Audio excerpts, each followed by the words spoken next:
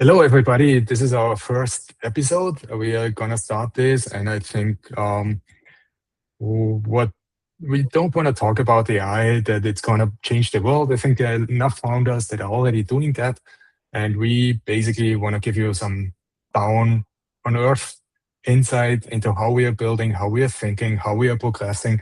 As basically nobody's that come from Western Europe, Eastern Europe. You've heard a lot of stories about Europe. Perhaps you can, after everything, get some insight through us rather than from us. And yeah, so after a short introduction, we are going to start off why we are starting all of this. So I'm going to start. I'm Lawrence Sauer. I was born in Vienna. That, by the way, was a 2 million megacity, and now it's still a 2 million megacity. So there's a story in there as well. I had a very keen eye on the universe, understanding where we come from, who we are, and all that. That led me down the road of molecular biology and molecular medicine with a very heavy bioinformatics background.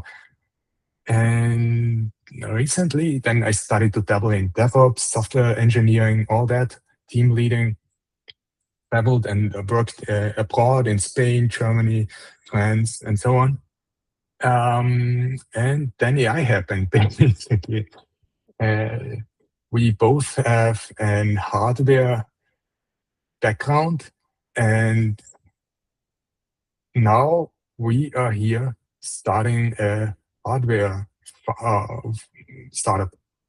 All right, over to you, Andre. Thanks, Lawrence. Well, I'm a hardware guy, as you said it already. I'm originally from Ukraine, and I started as a mechanical engineer building airplanes, and I switched to Europe, living in Poland, working on sensors, industrial sensors, IoT solutions, and that's my background. I am building hardware for extracting data, and now when AI coming to data, yeah, so it's a very valuable skill to extract data, but you also need to make it work and analyze it, and that's why we need hardware to collect valuable data. Yeah, so that's short background of me. Hardware is my passion, and hardware is what I do on everyday basis. Right. So why are we building? Why did we start? In the AI era, especially in the most recent development that happened in October with Claude, Code, etc., agentic stuff, agent modes basically that have developed very rapidly, and the capabilities are be known to more and more people.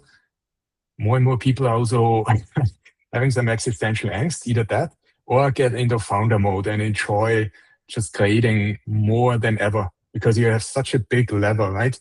And you can bring your ideas to execution very, very fast. So at the end of the day, you have a certain amount of motivation and energy. And now with AI, you can lever that much faster. You can bring it to the road much faster. Of course, you can also build in the wrong direction a thing, a product that nobody needs, actually. I think that is a very human thing. It happened to me. It happened to Andre. It happened to pretty much everybody that I know of, even Elon Musk. And that's one of the things that we learn. So we have the subtopics of, what is founder agency? How do we distribute? And how do we manage code abundance? Right, Andre, here's a question.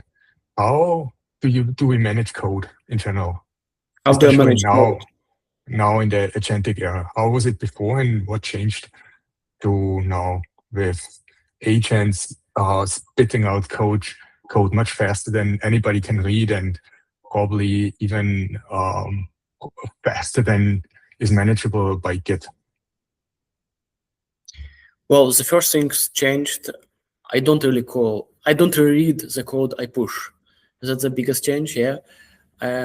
All the code I'm working on is managed by agents, starting from specification and ending with tests and delivery. So everything is managed by agents, and I serve as an architect. I serve as someone who co-author specification with agents again, because again, specification is also written by agents with my input, of course. So what I see, what changed definitely is amount of code produced. So amount is such a huge amount. Yeah, and how do you manage it? I mean, Yeah. what changed? What new insights did you have when basically that huge amount of code made you struggle? First of all, you need to have very good interfaces between your code models. Yeah, AI is really good in overviewing your code base with big context window, but it can get saturated and the quality of answers will drop.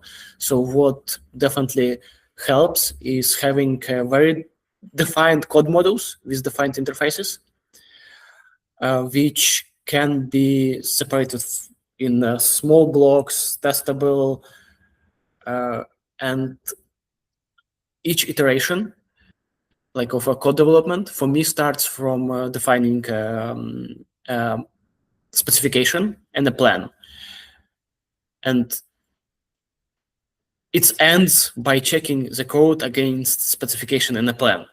And usually, you can see after this check, AI is grinding through specification, writing code, and you come back and you see things do not work. Yeah, you see hallucinated things, you see hallucinated API, and you need to do another iteration of, okay, let's check the product in the real world. Yeah, let's try to use our API to see. Like to run the code, to use API and see if it actually in real world, if it passes. So in my experience, is that like the most important part now is not even writing code. It's testing and testing against real world. Like with hardware, I can give you an example. I have my own project called LabWired. It's a simulation platform for MCUs. And what I noticed, AI is really good at hallucinating all the data sheets and all the instructions in code. And But yeah, let me hold you right there. So the most interesting part is basically how do you manage the code abundance in terms of code, source code versioning system. And I would definitely not say like AI, as we don't speak about human does this and human does that. So it's a very specific model. And the way it's trained, I think it basically interpolates in the latent space. So if there's little training data, then it very quickly starts to come up with something. From my experience, it's usually almost always a human now, especially with the very strong AIs that we have, Claude 4.6, Claude Opus 4.5, and so on, that we are simply very, very, very lazy. We prompt way lazier than we prompt a human, a colleague, and so on, that we already have a model and understanding of, and we just invest way more time with a person building trust, building confidence, understanding to know our coworkers than we do with the AI. And we forget that a lot of it is basically just from a new context that is started. So my qualm that I have is basically Git is when you work together is really not great anymore. Even doing feature branches, I often like to just work simultaneously in the same workspace, having several agent windows that all work in the same code base because they adapt very rapidly. They just see if there's a change and so on. Yeah. So Git itself is no longer, in my view, fit for the task, up to the task of managing that amount of volume, that amount of code, and the kind of changes. Also because the agents are just so smart. understanding dynamically the code base, because they constantly grab through it. They use a lot of it is the tools that they have and how it's a harness, basically a tool use harness, which is very clever. So it's an evolution of the models, but a lot of it is the harness itself, the Claude code harness. And it's a very clever setup, and it's progressing at such a rapid pace. All right, next topic, founder agency. What does founder agency mean to you? First of all, what is a founder to you? Like, and what is agency to you? And then combine it.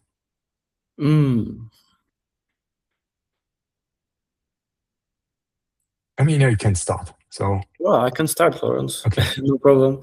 But it's a good question, and I need to think a moment about it. Well, for me, founder is a person trying to add to the world. So you and why? What a product or service, right? Yeah. Yes, of course, because we're talking about business, so it's about adding a product or service to the world. But what defines founder from a business founder, of course, from workers and like just a person who is working a normal job? Well, it's personal responsibility. So you're taking a personal responsibility on pushing something new into this world. Of course, you're shielded by companies and those liability protection, all of that. But the most important things you're risking is your reputation, and that's the best asset you have. Yeah. Since I see myself as a nobody, there's nothing to risk. That is also anyways. Okay. Let's continue. Sorry. Yeah. Well, you say it's nothing to risk, but I disagree with you. Like by building in public, you're really exposing yourself. Yeah. You're really showing what you do, how you do it, and by building a business, you need to put yourself out there, and every character flaw you have will be seen. Every mistake you make will be seen by investors, by people, and you definitely like. There are two levels of risk. Yeah. First of all, you risk your reputation, because if you do something wrong, like if you not morally well, it will be exposed at some point, and you will end up badly. Yeah, you cannot outrun yourself, basically. And with and here we come to agency. Yeah, for me, agency is to wait. Let me just dwell on this topic for a bit. So it's no more than basically just opening up in general as a human. It's just we have an entire generation that is basically video native or social media native, and it's very natural for them to appear on social media. At least that's the soundbite, basically, or that's the cliche. So mostly you just have to put yourself to send a signal out there in the world, and to find your tribe and to find other people, and that itself is very unnatural. So there's everybody, as soon as you open your mouth, you're vulnerable to some extent. You're being judged by others. You can be judged by others, and that's what we know, I guess. But the cost, inherent cost, is actually not that high, especially at the beginning. And I think it's mostly a psychological thing that we over-interpret and over-judge. So do agency.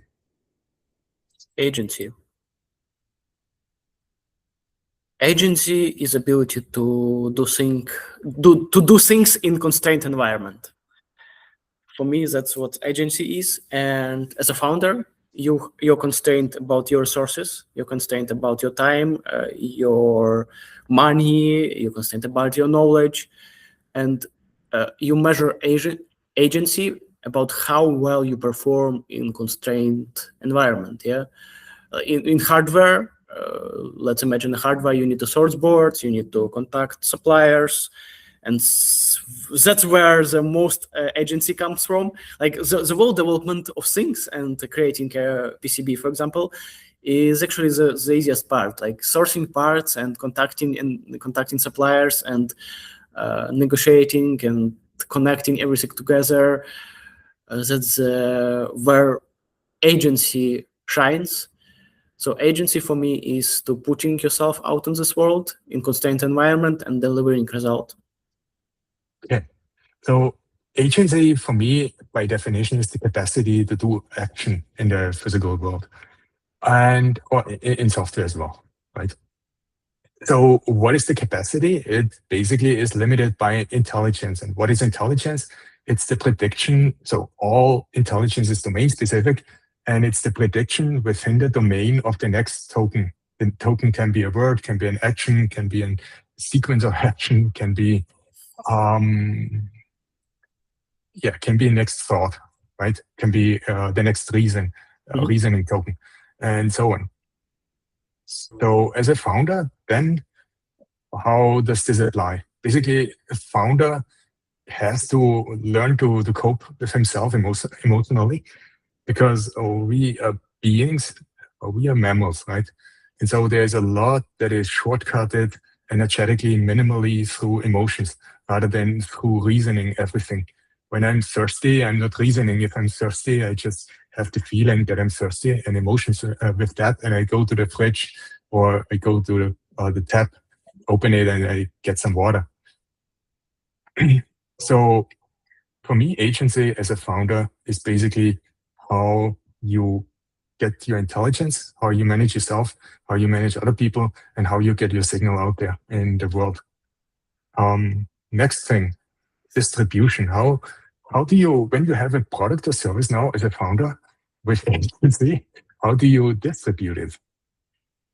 And I would say there are several things to distribution. There's firstly the distribution of capital. That means labor capital and financial capital. Labor is now shortcutted with AI agents, definitely.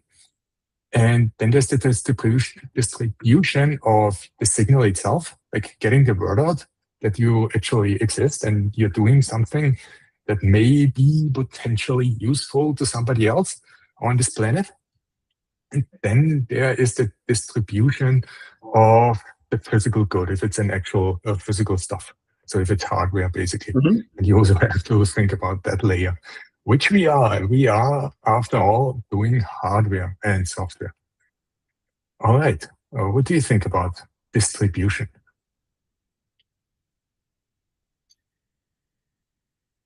Well, that's something that we will figure out as we go. But first of all, to distribute something, you need to go to your clients, you need to go to your potential customers, and you need to recruit them. So I see distribution as a founder, as a startup founder. It's almost like when you hire people to work for you, you hire customers. That's a distribution. You need to go to them, you need to listen to them, you need to understand their problems, you need to be there, you need to physically understand what's going on with their business. And distribution only comes later, yeah? Like first, because like the whole logistics part is comes from a problem, and you only can solve this problem by knowing it well, and it means by being with customer, testing things, producing a lot of hardware prototypes and testing them in real life and failing and see where things fail. And then comes the distribution. Distribution is again constrained by reality, and it's a physical distribution, yeah, physical things. But we also have ideas, vision, and information distribution. And that's why we want to put out our minds there, recording podcasts, recording videos, publishing our reports, and at Entropora, publishing our findings, posts, how we do things. That's our distribution. Like putting our thoughts, sending a signal, it's the biggest point of distribution, because everything else comes after you put your idea out. Right. And this is something I want to tell you like vehemently to all of you founders out there is don't overestimate the building. It's important. It's an important part, no question about it. But you really have to nail the signal, getting the signal out there, part of selling. That is where most founders actually struggle and don't seem to understand that you can build all day, but if nobody actually knows your product and can use it, then you're not adding actual value to the world. And money is basically just a signal of value added. It's a game we play, right? Your dog doesn't know money. It's a paper at most, a physical paper, and it sees it. The dog sees your bill, your $100 bill is paper. That's what it is. We don't see that. Like we are so deep into this game, we see a lot of value in this $100 bill in itself. It's stored value. But how did you get the $100? That's the question. So you need to start to get the signal out. Ideally, you need to start your entire pipeline, your philosophy around sales, around persuasion. I love that Naval Ravikant is not shying back when he talked about persuasion, basically. That is one of the crucial skills that every person should learn.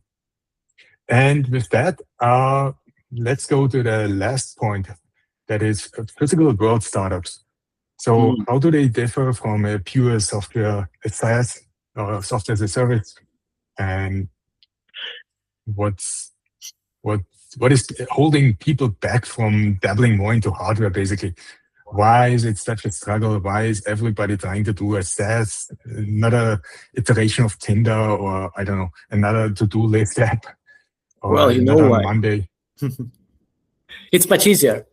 It's much easier to build software, and mistakes are easy to fix in software, unless you're Meta and you or a bank, yeah. But if you have 97% uptime, yeah, some users will be angry. That's all, yeah. But if you're building a hardware replacement, if it stops working, a person dies, yeah. So hardware responsibility is much, yeah. I mean, if you get your Tamagotchi wrong, then a little kid is going to cry, right? Of course, you can go, yeah. Hardware, but that sounds very dramatic. Like, and then it would also be super regulated, right? You cannot just make a bank or something because it's super regulated. There's so much regulatory capture and so much red tape. What is regulatory capture? It's basically when vested self-interest is going haywire, and groups basically start to protect themselves and work with the government, and then laws are formed and regulations is passed and all that, and then it's very hard for others to get into the space. So it's actually the opposite of capitalism. It's when free markets and erode.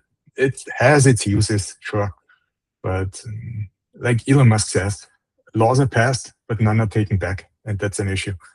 So, yeah, I would say hardware is definitely not as easy as software, but now with AI agents, that's not true anymore. I think it's rather that people haven't caught up to that yet. Of course, the distribution is very different than with software, but a lot of things that are made with software, with AI agents, is actually other people having done the frameworks that nobody knew existed. And that's why it stacks so fast on top of each other. And that's why AI can single shot an entire 3D shooter or game out there within minutes. Obviously, the time already tells you how this is done. It's basically everything is stacked on the shoulders of giants. And that is also very true with hardware. Like there's so many incredible platforms out there. Can you tell our audience a little bit about what kind of platforms are out there and how they can get started with hardware engineering, how it comes together with cloud code, and what was your most amazing experience working with AI agents and connecting up your hardware? Well, I will say a very cliche thing. Yeah, take a ESP32S3 board connected through USB-C connection to your PC and ask Cloud to access it and write firmware. The ecosystem now for like Arduino platform, IO, different simulators already exists for almost any microcontroller. So ecosystem is so developed now that basically you have libraries, you have platforms to run any kind of functionality very similar to how you develop software now. So you take blocks, you connect them, and you download them to your board. That's the easiest way you can go. Of course, it's such a high level of abstraction. You don't really see what is happening inside, and it will bite you at some point. You can build very fast, smart things which work, but of course they will not be ready to ship. Yeah, you need to go into power consumption. You need to understand how analog to digital conversion works, but that comes later. You know, you learn all of the things as you go, and the things that you can connect your board through JTAG, through USB, for example, for ESP32 has built-in JTAG. S3 has built-in JTAG. You can connect it, and you can let your agents literally debug bit by bit your firmware and have access to all GPIOs, to all the all of the registers of the processor. Like, this is incredible. You literally can you constrain, like, the biggest achievement of hardware, connecting them to agents. You can constrain agents with real world data, and for me, that's the best thing you can do with any AI. And I heard you say you learn as you go. I think this is a wonderful note to end the show on. So to all of you founders, builders, tinkerers, whatever you call yourself these days, human agent, human intelligence agent, go out there, get your word out, start spreading your ideas, start connecting with other people. This is crucial. There is almost no way around that. It's much more fun to work together, to basically tinker around, and we are going to show you what the ESP32 does and how you can do it yourself the next time. Alrighty, have a wonderful day, and that's it from us. Bye. See you guys.